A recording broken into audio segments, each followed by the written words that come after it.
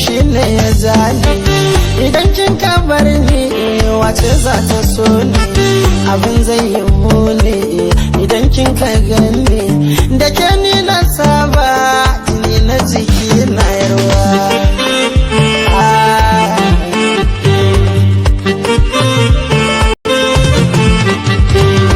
In kina sani shauki idan zana ganki, a soke na ɗauka ba ta binki. Mene kin kan buri ni zana baki, muje gun mama na zana nuna ki ga yan uwa.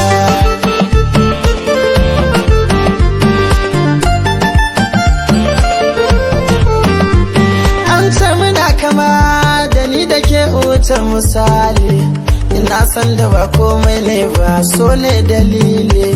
Inda za mu kauce yan zamba ko masu kulle, mu zamto kamar hanta da jini, soyayyar mu ta zama kainuwa.